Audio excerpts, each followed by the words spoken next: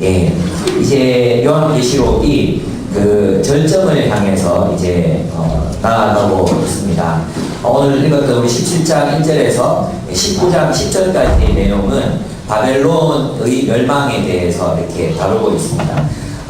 이 바벨론은 무엇입니까? 이 당대로 말하면 로마 제국을 말하는 것이죠. 이 바벨론은 하나님 나라를, 하나님을 거역하고 하나님을 대적해서 일어난 최초의 제국이었습니다. 그 최초의 제국, 그 제국을 계승한 나라들이 그 이후로도 계속해서 일어났는데, 메데파사, 그리고 그리스, 로마 제국, 또 지금도 이제 소부 열강이나 또 미국이나 또 중국이나 어떤 제국들의 그런 형태로 이제 계속 변형되어서 나타나지만, 그 성격은 음녀라는 것입니다. 음녀가 무엇입니까? 하나님을 거역하고 하나님의 질서, 하나님의 법도, 하나님의 길이 아닌 인간의 탐욕과 폭력의 질서를 통해서 세워진 이 세상 모든 체제를 음녀라고 이렇게 표현하는 것입니다. 그래서 요한의 시대에서는 이 음녀는 바로 로마 제국이었다고 우리가 이야기할 수 있습니다. 그렇다면 서론에서부터 우리가 좀 이제 생각하면서 들어가야 될 부분이 어떤 부분이냐 하면 이런 것입니다. 우리는 이 음녀라는 체제 속에서 살아가고 있습니다. 그렇죠? 이 음녀는 많은 물을 깔고 앉아 있습니다. 근데 이 많은 물은 뒤에서 이제 설명이 되었다시피 민족과 열방과 언어들과 민족들이라고 이렇게 이야기를 하고 있어요. 그러니까 앉아 있다는 표현은 다스린다는 표현이라고 했죠. 그래서 이 음녀라는 어떤 권력, 이 음녀라는 세상 체제는 결국은 모든 세상 사람들 위에서 군림하고 그들을 지배하고 있다는 것입니다. 그렇다면 우리도 어디에 살고 있습니까? 그 음녀가 다스리는 세상 체제 속에서 살아가고 있다는 거예요. 그럼 이 세상 체제는 그냥 지배하는 것이 아니라 자신의 지배를 정당화하기 위해서 지식을 만들어내고 또 그것으로 사람들을 쇠뇌시키고 또 교육이나 제도를 통해서 그러한 질서를 정당화시키는, 합리화시키는 그런 체제 속에 살아가고 있죠. 그러면 아무 생각 없이 살면 어떻게 되겠습니까? 아무 생각 없이 살면 우리는 그냥 음녀의 지배 아래에서 지배당하는지조차 모른 채 살아갈 수밖에 없다는 것입니다. 그러니까 이 본문은 우리에게 무엇을 가르치냐 하면 처음부터 이야기하기를 분별하며 살아라는 것입니다. 너희가 세상 속에 있지만 세상의 가치를 따라서 살지 말고 하나님 나라의 가치를 따라서 살아라는 것이죠. 탐욕과 폭력의 질서의 일부가 되지 말고 그 세상에서 나와서 하나님 나라의 질서를 따라서 살아가는 너희가 되라고 이야기하고 있습니다. 그렇다면 그런 삶을 살아갈 때 가장 중요한 기본적인 요소가 무엇이겠습니까? 그것은 분별력입니다. 그것은 하나님의 말씀으로부터 배양되고 하나님의 말씀으로부터 훈련된 지식, 그죠? 그래서 성숙한 사람은 장성한 자는 무엇을 사용함으로? 지각을 사용함으로 연단을 받아 선악을 분별하는 자들이니 됐거든요. 지각, 우리의 마인드, 우리의 마음, 그것을 훈련시켜서 하나님의 말씀으로 훈련된 지각으로 세상의 지배를, 사탄의 지배, 악마의 지배를 분별하며 살아가는 사람들이 바로 그리스도인이어야 한다는 것입니다. 그래서 여러분, 아무 생각 없이 교회를 나오면 안 됩니다. 그죠? 그냥 예배에 참여하기 위해서 교회를 나오면 안 됩니다. 우리가 왜 이렇게 함께 모여야 합니까? 우리가 함께 모여서 생각해야 되는 게 무엇입니까? 어떻게 이 세상을 우리가 하나님의 뜻대로 살아갈 것인가? 이 세상의 지배에 정복당하지 않고 이 세상의 지배를 거슬러 올라가서 하나님의 백성답게 그렇게 살아갈 것인가? 그것을 함께 의논하고 또 함께 토론하고 함께 또 그런 식견, 지식, 안목, 관점 이러한 것들을 배양하기 위해서 우리가 함께 모이는 것입니다. 그래서 여러분들이 함께 소그룹에서 셀 모임에서 이제 성경을 연구할 때 그냥 단순한 그런 연구들이 아니라 이 말씀으로 어떻게 우리가 이 세상에서 살아가야 하는가, 그것이 구체적으로 여러분 그 삶 속에 적용돼야 되는 거죠. 여러분 사실 설교 시간에는 그렇게 하는 게 한계가 있어요. 여러분들이 살아가는 삶의 상황이 각기 다 달라요.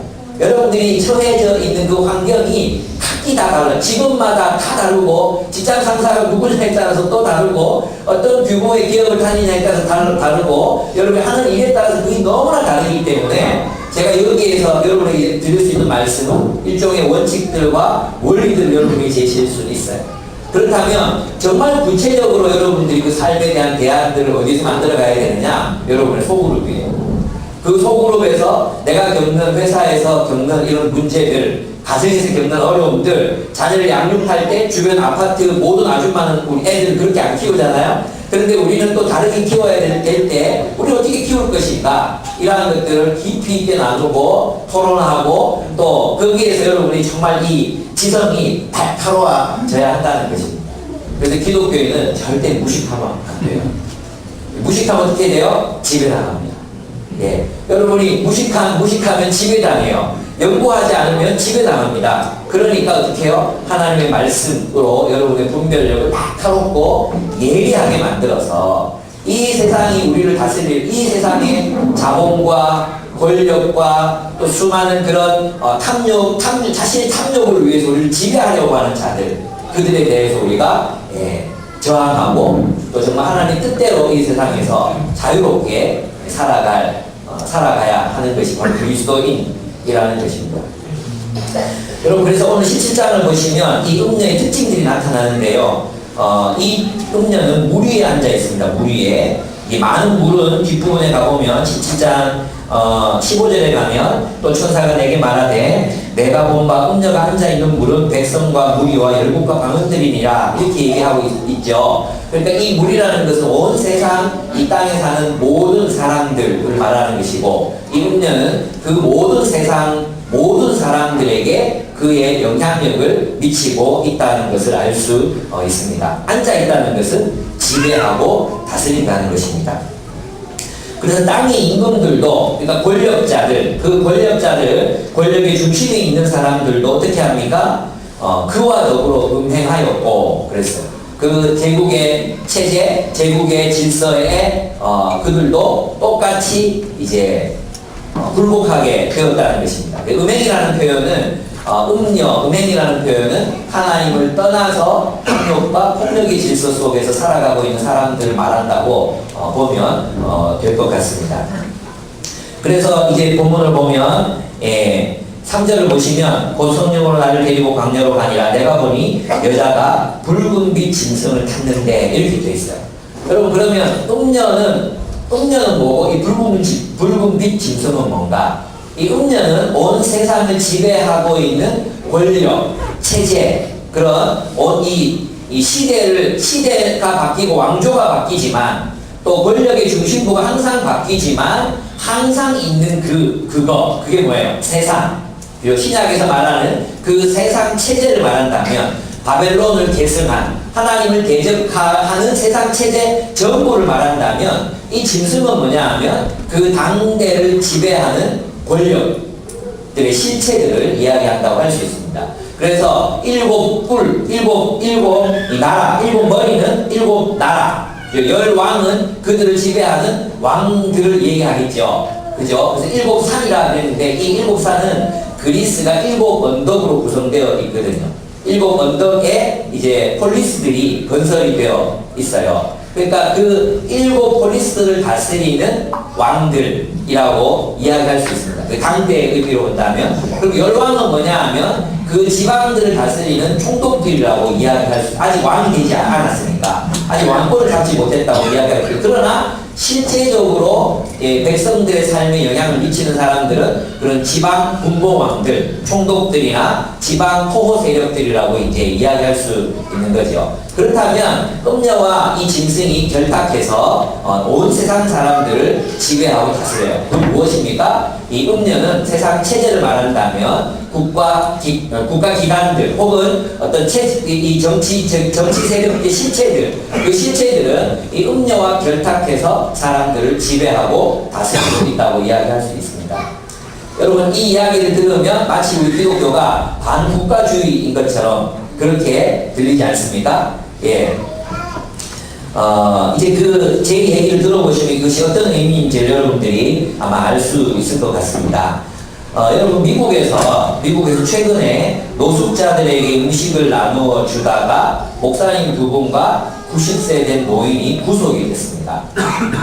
뭐 하다가 노숙자들에게 음식을 나눠주다가 그 이유가 뭐였냐 하면 그 노숙자들에게 음식을 나눠주는 것이 부자들이 사는 동네였는데 거기서 음식을 나눠주니까 이제 노숙자들이 많이 몰려오잖아요. 근데 불쾌하다 이거예요. 불쾌하니까 노숙자들 음식을 나눠주지 말고 법으로 만들어 버렸습니다. 그렇게 해서 결국은 노숙자들에게 음식을 나눠주는 그 선한 행위가 구속이 되는 그런 결과를 낳게 된 거죠. 어떻게 생각하십니까? 이게 이제 음녀의 실체라는 것입니다. 여러분 영국에서는 또 어떤 일들이 일어났었느냐 하면 그 교회에서 어떤 전도사가 원서를 냈습니다. 내가 이 교회에서 일하고 싶다고 원서를 냈어요. 근데 그 전도사가 동성애자였어요. 동성애자였는데 우리는 성경에 위배되기 때문에 다시 채용할 수 없다고 했어요. 근데 이 전도사가 이제 소송을 걸어가지고 교회가 6,500만 원의 벌금을 물어야 했습니다. 우리나라도 그렇게 될지 모릅니다. 당신은 안 돼요. 이렇게 말하면 제가 잡혀갈 수도 있습니다. 또 한번 보겠습니다. 여러분 그 미국의 정말 유명한 그 씨앗 회사 몬산토라는 기업 아십니까? 몬산토가 한국말 못 알아듣기 때문에 제가 이제 이렇게 얘기해도 괜찮을 것 같아요.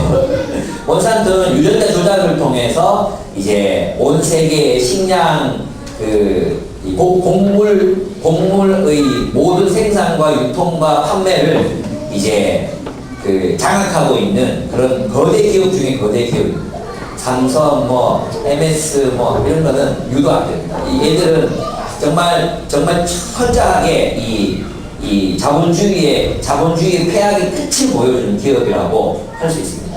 최근에 여러분 어떤 사람들은 이제 이제 어떤 분들은 이렇게 우크라이나에서 전쟁이 일어났잖아요. 근데 러시아와 이런 어떤 독립 세력과의 어떤 갈등이라고 보이지만 가만히 그 내면을 들여다보면 몬산토가 개입되어 있다고 주장하는 사람들도 있습니다.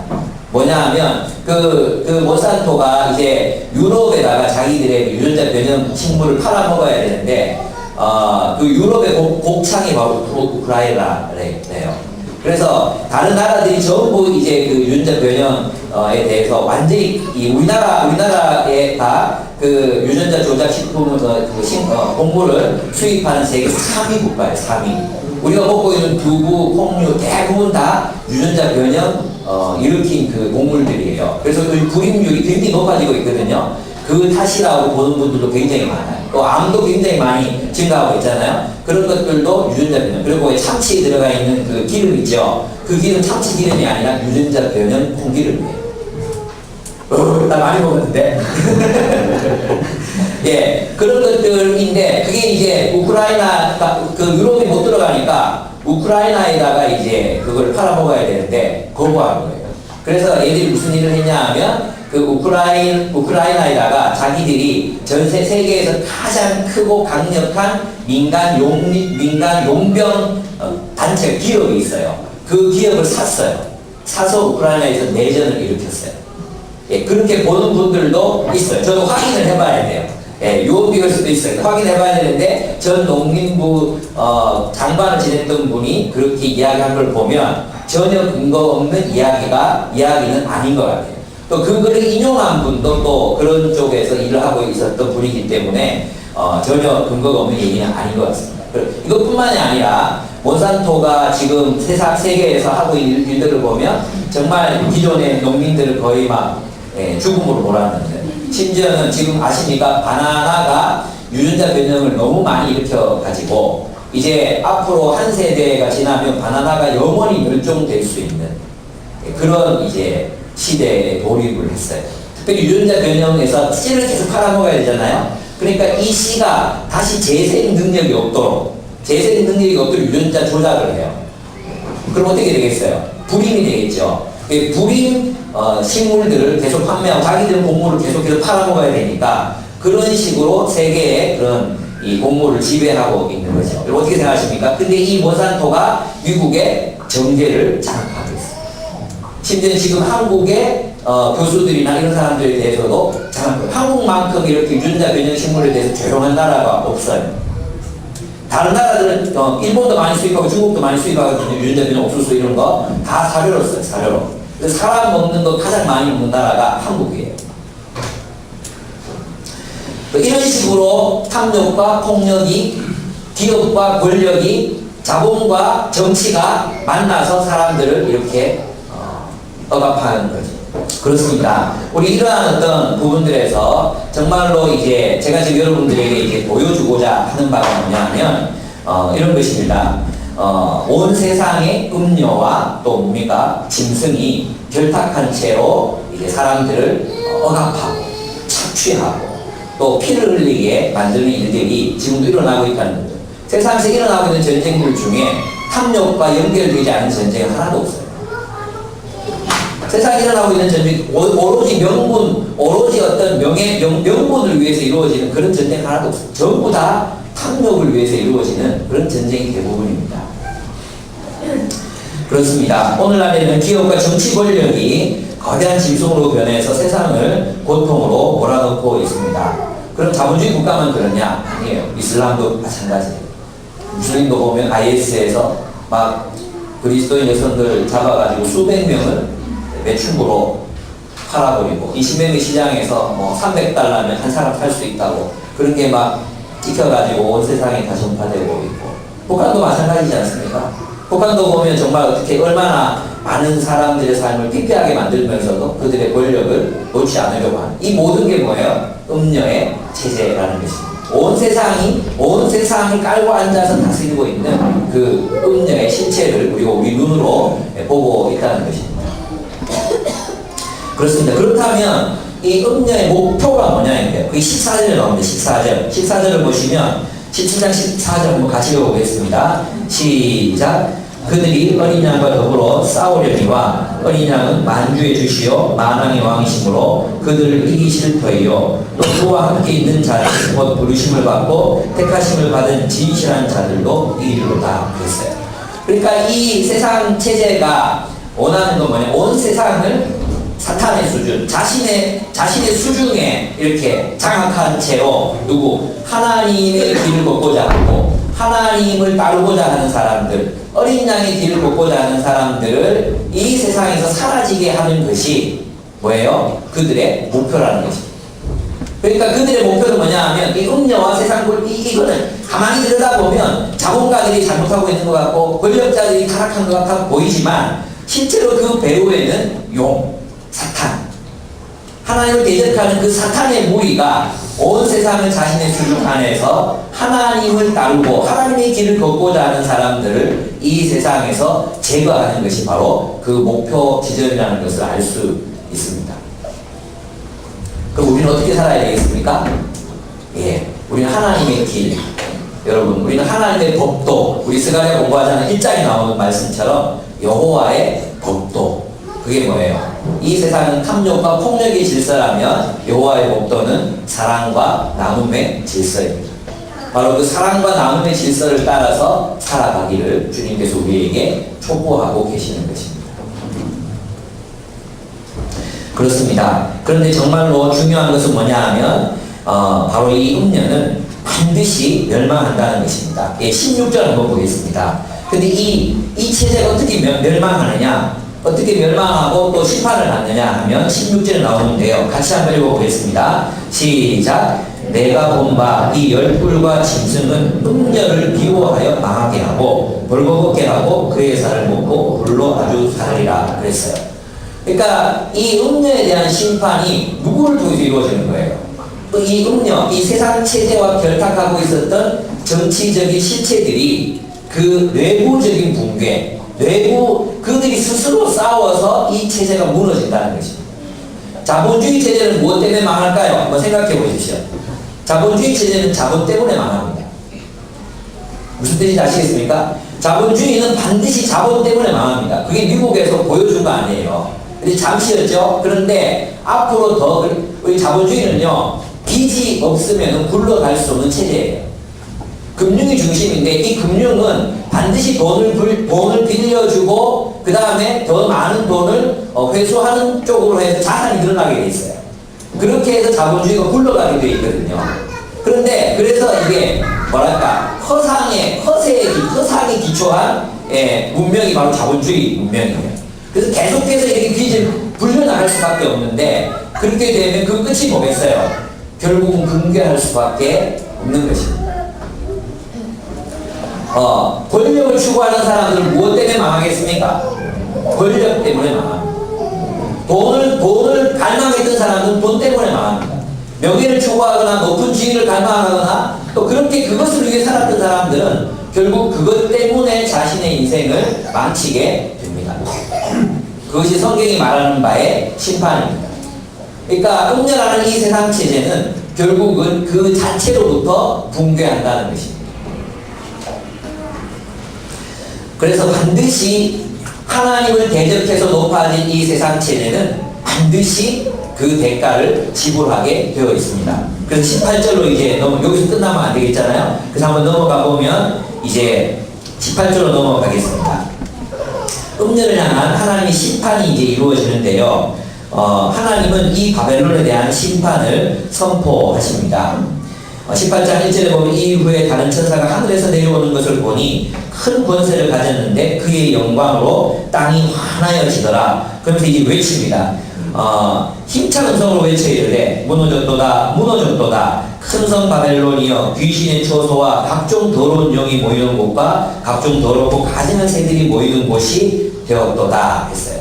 그러니까 이미 뭐예요? 이 바벨론이 추구했던 세상이 추구했던 그 삶의 목적이랄까? 세상의 목표. 오늘날 우리나라도 한번 보십시오. 어떤 대통령이 나와도 우파 대통령이 나오거나 좌파 대통령이 나오거나 한결같이 얘기하는 게 뭐예요? 경제성장이에요. 좌파에서 후보가 나오도 있잖아요. 우리 정의로운 나라를 건설하겠습니다. 우리는 사랑이 넘치는 나라를 건설하겠습니다. 이렇게만 다 떨어져요. 그죠? 우리는 우리의 탐욕 때문에 우리 탐욕을 채워줄 수 있는 정권과 권력을 투표했어요. 그렇지 않습니까? 결국 우리는 무엇을 추구합니까? 우리 모든 사람들이 다 돈과 경제 성장, 그것을 추구한다는 거죠. 결국 그것이 그렇게 살다 보면 어떻게 되겠습니까? 이미 그게 심판이라는 거예요. 그렇게 살기 때문에 우리들의 삶이 그 체제 속에서 살아가는 수많은 사람들의 삶이 어떻습니까? 너무 팍팍한 거예요. 얼마 전에 보니까 시간 빈곤 나왔더라고요. 요즘에 하우스 푸어 무슨 푸어 많잖아요. 하우스 푸어, 전세 푸어, 카 푸어 이 다 해당하는 사람도 아마 있을 건데 학자금 푸어 많잖아요. 근데 이제 타임 푸어 이게 막 정말 막 이제 그 돈은 많이 버는데 시간이 없는 거예요. 시간이. 특별히 주부들인데 이제 일해야 되는 주부들 정말 시간이 없는 거예요. 그래서 오늘 우리 아내들의 해방의 날을 우리 가정숲에서 마련하기로 했습니다. 우리 아줌마들이 영화를 봅니까? 뭐 하기로 했습니다. 하여튼 아내들을 위한 시간을 이제 주고 남편들이 애기를 보는 이런 해방의 날. 해방의 날이 오늘 제가 설교 길게 하면 욕먹는 날인데. 그만큼 한 번 시간 내기가 찾아 때는 그저 커피 마시고 또 맛있는 거 먹고 영화 보고 이게 자유로웠잖아요. 근데 애기 갖고 나서 이런 생활을 해본 사람이 거의 없는 거예요. 진짜 몇 년 만에 보는 영화빛 하면서 막 카톡방에 400통 이렇게 불이 날 정도로 막 내가 우리 교회 창립 이후로 이렇게 정말 처음 봤거든요. 그만큼 아줌마들의 삶이 팍팍한 거죠. 애기 키우는 것만 해도. 그죠? 또 우리 형제들과 직장에서 일하는 것도 그렇잖아요. 얼마나 우리가 그렇게 이 체제 속에서 살아가는 삶 자체가 이미 우리가 하나님의 무너졌다 그 무너진 성을 살아가고 있는 모습인지도 모른다는 것입니다. 그러니까 주님께서 뭐라고 말씀하시느냐 하면 이렇게 말씀하십니다. 4절을 한번 읽어보겠습니다. 4절 같이 읽겠습니다. 시작. 또 내가 들으니 하늘로부터 다른 음성이 나서 이르되 내 백성아 거기서 나와 그의 죄에 참여하지 말고 그가 받을 재앙들을 받지 말라 했습니다. 그 세상에서 나오란 말이 무엇이겠습니까? 사도 바울이 분명히 얘기했잖아요. 세상을 떠나라는 말이 아니라 세상이 있지만 그 세상의 가치를 따라서 살아가지 말라는 것입니다. 여러분 뒤에 가보면 이제 정말 이들이 왜 이렇게 심판을 당하고 이들의 문화의 특징이 나오는데요. 그게 뭐냐 하면 모든 것을 그들은 경제적인 가치로 보았어요. 그래서 모든 것이 돈이 되느냐 되지 않느냐로 생각하는 문화를 그들이 건설했어요. 로마도 마찬가지, 바벨론, 로마 이후에도 오늘 우리 시대도 모든 게 돈을 더 많이 벌면 가치 있는 일이고 돈을 적게 벌면 가치 없는 일이고, 특별히 주부가 아이를 보는 일은 돈을 벌지 않잖아요. 돈을 못 버는 일이니까 무가치한 일이라는 그런 식의 사고방식으로 세상이 우리를 지배하고 있다는 것입니다. 여러분 오늘 본문을 한번 보면 이제 아까 읽었던 제가 이 부분이 있어가지고 우리 본문 이제 그만하라 했는데 12절부터 보면 너무 금, 은, 보석, 진주, 생각보, 자주옥감, 비단, 붉은옥감 쫙 나오잖아요. 이거 도저히 다 읽고 같이 못하더라고요. 그래서 내가 읽었어요. 근데 보면 그 결과 끝이 뭐냐? 아주 섬뜩해요. 섬뜩하게 13절에 보면은 쫙 나오다가 뭘 판매합니까? 사람의 영혼들이야. 그러니까 뭐예요? 이미 사람들이 이 체제 속에서 사람들이 뭐가 되어 있습니까?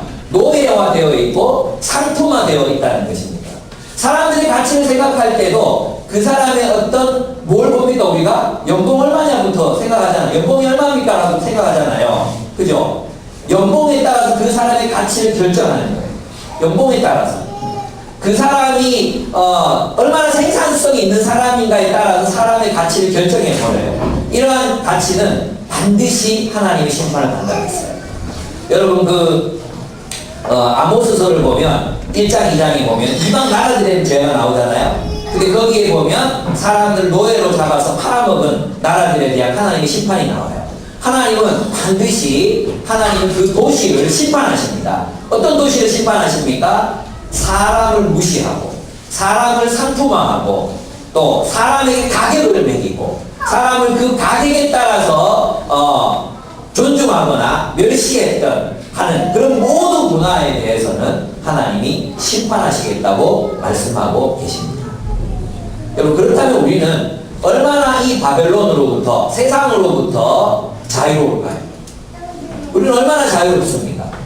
세상으로부터 나오라 그랬어요. 그 세상에서 나와서 세상이 받은 재앙을 받지 말라고 그렇게 이야기하고 있습니다.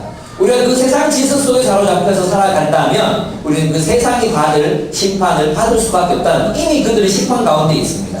사실 굉장히 열심히 살고 멋있게 사는 것 같지만 실제로는 노예화되어 있고 자신들이 그 체제에 완전히 장악당해 있다는 사실을 잘 알지 못합니다. 성경은 무엇이라고 말합니까? 나오라고 이야기합니다. 여러분 자신을 경제적인 가치로 평가해서 내가 돈을 못 벌거나 백수거나 또 혹은 있죠? 또 아르바이트거나 우리 지난 시간에 제가 얘기했잖아요. 백수는 뭐라고? 진정한 자유입니다. 네, 정규직은 뭐라고? 진정한 노예다. 여러분 이거 생각하셔야 됩니다. 여러분 우리는 세상을 살아가면서 세상이 우리에게 가르쳐주고 세상이 우리에게 딱지를 붙여줬어. 너는 얼마짜리 얼마짜리 얼마짜리 너는 백수야 빵원 너는 100만원짜리 너는 1000만원짜리 이 딱지를 스스로 붙이고 살면 안 돼요. 이 딱지 떼버려야 돼요. 예. 근데 제가 설교 시간 때마다 거의 한 달에 한 번은 얘기하는 것 같은데 우리 자신들도 내가 나의 직업이라든지 또 나의 어떤 돈 이런 내가 그런 경제적인 부분 이런 부분들로 자신이 비참해지거나 자신이 더 가치 있다고 느끼거나 그렇게 된다는 것은 우리가 이미 이 바벨론 체제에 물들어 있다는 것을 의미하는 것입니다. 그래서 거기서 나오라고 그랬어요. 그럼 뭘까요? 이 나오라는 말의 의미는 무엇이겠습니까? 바로 그 탐욕과 폭력의 질서 속에 그 체제에 순응하지 말라는 거예요. 그래서 그리스도인은요 체제 순응주의자가 결코 될 수 없어요. 그리스도인은요 그 체제를 분별해야 돼요. 그 사탄적 체제. 이 세상의 모든 자크 엘룰의 말을 빌리면 제가 말한 게 아니라 자크 엘룰의 말을 빌리면 이 세상 모든 체제들은 악마적일 수밖에 없어요. 그 체제를 분별하고 내가 그리스도인답게 정말 뭘 추구하는 삶? 가격이 아니라 가치. 돈이 아니라 하나님 나라의 가치. 정말로 소중한 것들을 위해서 살아가는 우리의 생애가 되어야 한다는 거죠. 어제도 이제 한 부부와 이제 대화를 나누면서 그런 얘기를 했습니다. 여러분 그 왜 나의 신부 나의 사랑인가? 거기 보면 진짜 성경적인 이 모습이 하나 나오잖아요. 어떤 시인이 있었는데 가난한 시인이야. 가난한 시인인데 이제 안 봤습니까? 네, 별로 재미없어서 안 봤구나. 그런 얘기가 이제 신혼부부가 있는데 이 남편이 시인이 되고 싶어 해요. 그래서 시를 써가지고 이제 등단을 해. 등단을 해요. 근데 이제 등단하면서 이제 그 와중에 정말 자기가 존경하는 시인을 만나게 됩니다. 근데 그 시인이 이제 이 등단을 축하하면서 국밥을 사줘요. 자기 책에서 시집에서 돈을 꺼내가지고 국밥을 사주면서 하는 얘기가 있었는데 그게 뭐였냐 하면 이거였어요. 시 때문에 너는 시 때문에 너의 소중한 것을 잃어버리지 마라. 시보다 더 소중한 게 있다. 그랬어요. 근데 최근에 이제 신해철 씨가 돌아가기 이제 사망하기 전에 TV에 나와서 얘기했던 게 있죠. 그게 어떤 얘기인지 아십니까? 보신 분 계십니까? 젊은이들에게 얘기하면 이렇게 얘기했어요. 꿈 때문에 당신의 소중한 것들을 잃어버리지 마십시오. 당신의 꿈을 이룬다고 당신이 소중하게 여기는 것들을 잃어버리지 마십시오. 사실 오늘 우리 시대는 우리의 탐욕을 완성하는 것을 꿈이라고 부릅니다. 우리의 탐욕을 완성해 가는 것을 꿈과 비전이라고 이야기하면서 우리를 몰아세웁니다. 근데 그것 때문에 우리는 우리의 소중한 것들 잃어버릴 수 있지 않습니까? 예, 대학교의 한 형제가 아주 좋은 대학원에 가려고 가이스트 이런 데 가려고 열심히 공부해요. 근데 제가 이 친구의 영혼이 많이 이제 건조해져 있다는 게 느껴졌어요. 그래서 제가 전화 통화하면서 얘기했어요. 너 임마 성냥불만 끄우면 완전히 불탈 것 같다고. 왜 이렇게 까칠해졌냐고 제가 얘기했습니다. 만나자. 이래가지고 제가 처음 마음은 좀 야단을 쳐야겠다. 이런 마음으로 이제 만났거든요. 근데 보니까 딱 불쌍해가지고 야단을 치겠더라. 그래서 이제 불러다가 고기 사줬어. 고기. 영대 앞에 싼 고깃집 있더라고요. 가격이 싸. 그래서 제가 4인분 시켜가지고 먹고 밥도 먹고 이러면서 제가 얘기했어요. 뭐냐 하면 너 지금 여유가 너무 없다고. 자기 그래서 여유를 갖기 위해서 혼자 쉬는 그렇게 말고 그게 아니라 너는 지금 정말 너의 목표를 이루기 위해서 지금 너를 사랑해주는 니 왜 그렇게 열심히 공부해서 뭐 되려고 그래? 사람들이 인정받고 싶어서 그렇잖아. 너 그걸로 사람들에게 사랑받고 싶어서 그런 거 아니야? 맞잖아. 근데 생각해봐. 지금 너 사랑해주는 사람들 있어 없어? 있어. 근데 넌 너의 꿈을 위해서 그 사랑하는 모든 것들을 잃어버리고 있다. 좀 늦게 가도 돼. 네가 원하는 거 못해도 괜찮아. 지금 너 주변에 있는 너를 사랑해주는 사람, 네가 사랑해야 될 사람, 그런 사람들 사랑하면서 살아라고. 그게 여유라고. 정말 우리 삶을 가만히 돌아보면 정말 꿈이라는 이름으로 우리의 탐욕을 이루기 위해서 열심히 살아가면서 사실은 있잖아요. 내가 그것을 이루고 났을 때 내가 받게 된 그 모든 것들은 이미 지금 내가 누리고 있는 것들이거든요. 내가 여유만 좀 가진다면 우리가 지금도 누릴 수 있는 것들이거든요. 우리가 진짜 원하는 게 뭡니까? 사랑하는 사람들과 담소 나눌 수 있는 여유. 차 한잔 마시면서 그들 눈을 맞추고 그들 마음에 있는 고민을 들어주고 얘기해주고 사랑하고 사랑받고 그들과 기타 치면서 노래하고 이런 거 아닙니까? 그들과 함께 산책하고 그런 거 아닙니까? 근데 뭐예요? 지금 우리 다 하고 있잖아요. 지금 우리가 할 수 있는 것들이잖아요. 근데 우리는 현재인 모든 우리를 행복하게 하고 우리를 충만하게 해줄 수 있는 그 모든 것들을 다 포기한 채 앞만 보고 막 달려가요. 마치 그 불쌍한 애벌레들처럼. 저 꼭대기에 가면 뭔가 있을 거야. 그리고 꼭대기 올라가면 밀쳐져서 또 땅에 떨어져 내장 떨어져서 죽는 애벌레 운명. 그게 우리 운명이잖아요. 우리 그렇게 살지 말라는 거예요. 그 체제 모든 사람들이 다 꼭대기 올라가서 뭐 되려고 하는데 그렇게 살지 말고 진짜 소중한 가치, 가격이 아니라 가치를 위해서 살아가는 우리의 생애가 되라고 요한 우리에게 가르치고 있는 것입니다. 세상은 반드시 심판을 받습니다. 그러니까 여러분 우리는 어떻게 살아야 됩니까? 하나님 나라의 가치, 그 가치를 따라서 살아가는 생애가 되기를 여러분에게 축복합니다. 예. 우리 어머님들 오늘 제가 설교 짧게 했는데 네, 만족하십니까? 12시도 안 되네. 와, 2장 했는데 함께 기도하겠습니다.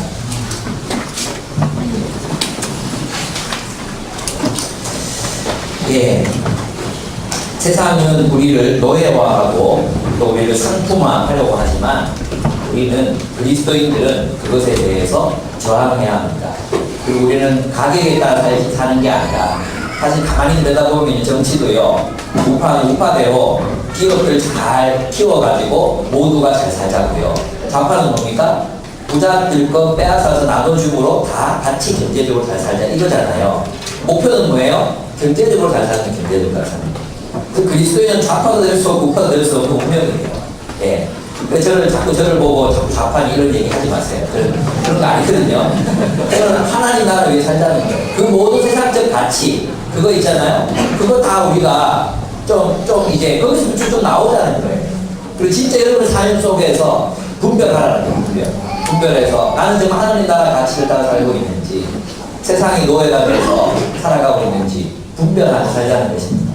그러면 바벨론으로부터 나와서 내가 하나님 나라의 가치를 가지고 살아간다는 것, 내 삶에 어떤 변화를 요구하는 것인가. 여러분 생각해 보시기 바랍니다. 그것이 무엇인지 생각해 보시기 바랍니다. 그리고 그것을 실천하며 살아가는 우리 생각했으면 좋겠어요. 그것을 위해서 한번 기도했으면 좋겠습니다. 분별력을 달라고, 그리고 하나님 나라의 가치를 따라 사는 우리가 되게 해달라고 기도하겠습니다. 기도하시겠습니다.